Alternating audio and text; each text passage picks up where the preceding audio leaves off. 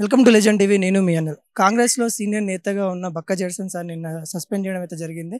తను నిజాయితీగా తెలంగాణ ఉద్యమంలో మొన్న జియో నెంబర్ 46 వాళ్ళ గురించి కూడా చాలా ఉద్యమాలు అయితే చేయడం అయితే జరిగింది. ఈ రోజు అయితే తనను సస్పెండ్ చేయడం అయితే జరిగింది.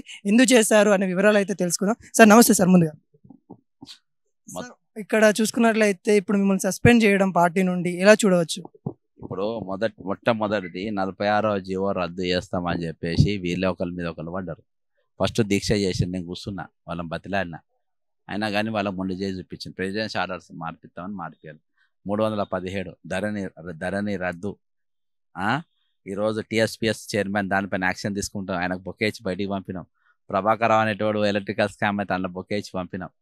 అర్థమైందా? ఈరోజు దేనిపైన కూడా మెగా డిఎస్సి నింపుతామని చెప్పినాం. ఖాళీలో నోటిఫికేషను మనము మినిమం 2000 పోస్టులన్నా ఇవ్వాల్సిన పరిస్థితి. రివ్యూ మీటింగ్ జరగలేదు దానిపైన. ఇది విధంగా అనేకమైన అంశాలపైన తీసుకొచ్చేది. ఎవరి మీద నమ్మకం లేదా మహేందర్ రెడ్డిని తీసుకొచ్చి మీరు టీఎస్పీఎస్ పగ్గాలు ఇచ్చారు. ఇట్లా అనేకమైన అంశాలపైన నేను ప్రభుత్వాన్ని ప్రశ్నించిన. అది వాళ్ళు రుచించక అమరాజా బ్యాటరీ అనే దానివల్ల నీళ్లు గాలి అన్ని కలుషితమై వస్తుంది అక్కడ అని చెప్పి, సహజ వనరులు మొత్తం దెబ్బతింటున్నాయని చెప్పినాం. వాటి అన్నిటిపైన వాళ్ళు జీర్ణించుకోలేక ఇవి అడిగేటోళ్ళు మాకు వద్దని చెప్పేసి సస్పెండ్ చేసిన, అంత మించి ఏం లేదు. గతంలో చూసుకున్నట్లయితే బీఆర్ఎస్ గవర్నమెంట్ కానీ లేకుంటే ఇప్పుడున్న ప్రజల పక్షాన ఉన్నారు మొత్తానికి. కానీ ఇలాంటి టైం ఇప్పుడు ఎన్నికల టైంలో కూడా మిమ్మల్ని సస్పెండ్ చేయడం ఏ విధంగా చూడొచ్చు? బీజేపీకి లాభం చేయనీకి. ఎన్నికల ముందే తుగులగ్గాడ నన్ను వాడుకొని వదిలేసేది ఉండే. ఈ ఎన్నికలకు కూడా అంటే ఈ ఎన్నికలకు వీడుంటే కాంగ్రెస్ పార్టీకి ఓట్లు వేపిస్తాడు, అభ్యర్థుల గురించి అడుగుతాడు. ఏవి మాట్లాడొద్దంటే ఈయన కాంగ్రెస్ పార్టీలో ఉండొద్దు.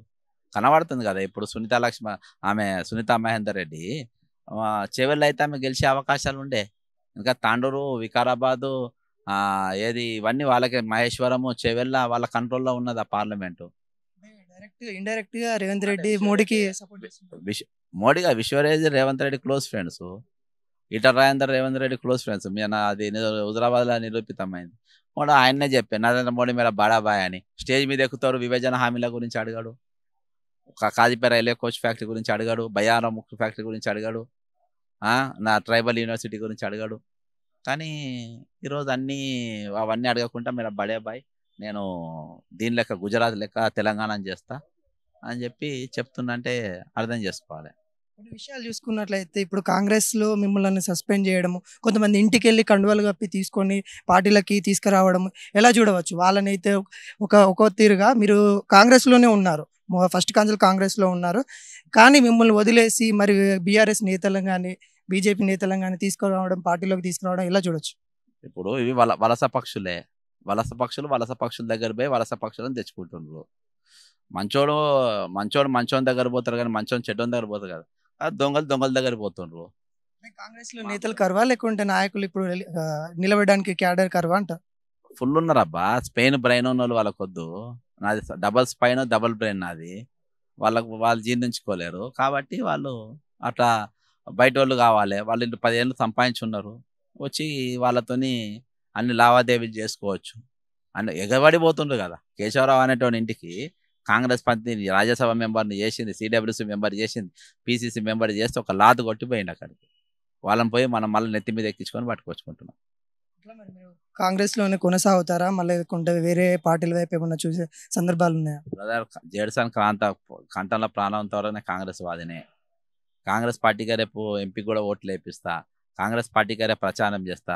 నేను ఎవ్వరి ట్రాప్లో, వాళ్ళ ట్రాప్లో, వీళ్ళ ట్రాప్లో నేను వాడనికి నేను కేశవరావునో లేకుంటే దానం నాగేందర్నో వీళ్ళని కాదు. మేము ఒక పార్టీలో ఉన్నామని అంటే మా అవ్వయ్య మాకు అది నేర్పి మేము ఆ పద్ధతి ప్రకారం ఉంటాం.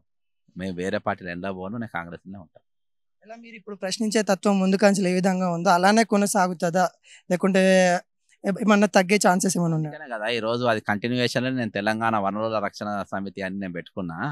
దాని మీద ఆ బ్యానర్ పైన నడుస్తూనే ఉంటుంది, రెగ్యులర్గా వస్తూనే ఉంటారు. ఈరోజు నేను అడ్డ మీద ఆల్వేజ్ అవైలబుల్. జియో నెంబర్ 46 బాధితులు కూడా ఇప్పుడు నిరాహార దీక్షకి అయితే కూర్చున్నారు, నిన్నటి నుండి కూర్చున్నారు. ఆ విషయం మీద మీరేం మాట్లాడతారు? ఖచ్చితంగా వాళ్ళ పూర్తి స్థాయి మద్దతు ఉంటుంది నాది. అవుట్ అండ్ అవుట్ వాళ్ళకి, అది అందరికీ. తెలంగాణలో దోపిడీ గురవుతున్న ప్రతి వర్గంకు, ప్రతి మనిషికి నేను 100% నా కంఠంలో ప్రాణం ఉన్నంత వరకు నేను నిలబడతా. ఆ సిద్ధాంతాలు నేను కాంగ్రెస్ పార్టీలో నేర్చుకున్నా. మీరు టీడీపీలా, బీఆర్ఎస్లా, బీజేపీలా తిరిగి దొంగ ఐడియాలజీ నేర్చుకొని దొంగతనాలు నేర్చుకొని వచ్చారు.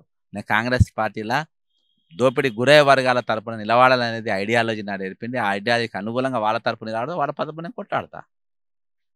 ఎందుకంటే ఇప్పుడు ముఖ్యంగా చూసుకున్నట్లయితే మీరు కాంగ్రెస్‌కి అసలు మీరు ఇట్లా తీసేయడానికి గల కారణం ఏంటని ముఖ్యంగా చూసుకున్నట్లయితే ఏముంటుంది? ఇప్పుడు చెప్పినా కదా బ్రదర్, ఇవే ధరణి, నవీన్ మిత్తల్, సందీప్ కుమార్ సుల్తానియా, సోమేష్ కుమార్ వాళ్ళపైన యాక్షన్ లేదని నేను అడుగుతున్నా కాబట్టి అది అంతే ఇక అంతే. అంటే అధికారులు మారిళ్ళు గానీ, అక్కడ ఉండే అంటే ఇక్కడ నాయకులు మారిళ్ళు గానీ, అధికారులు మారలేదంటారా? అంతే కదా, జెండాలు మార్చుకుంటూ వస్తుండ్రు, వాళ్ళ అదంతే ఉన్నది. ఉం? ఇక్కడ చూసినట్లయితే నీతిగా, నిజాయితీగా ఉండి తెలంగాణ ఉద్యమంలో గానీ, ఇక్కడ చూసుకున్నట్లయితే జియో నెంబర్ 46 మొన్న చూసుకున్నట్లే గానీ, వీటిలన్నిటిలో తనైతే ముందైతే ఉండడం జరిగింది. ఇలా ఉండడం కాంగ్రెస్‌కు వ్యతిరేకంగా ఉంటుంది, క్రమశిక్షణకి అయితే విరుద్ధంగా ఉందని వాళ్ళైతే సస్పెండ్ చేయడం అయితే జరిగింది. తను ఇప్పుడు తెలంగాణ మానవ వనరుల సమితి అని ఒకటైతే స్థాపించి, తనలోకైతే తన కార్యాచరణ అయితే ముందుకు తీసుకోవడానికి అయితే చూస్తా ఉన్నాడు. కెమెరామెన్ సుజిత్‌తో మీ అనిల్.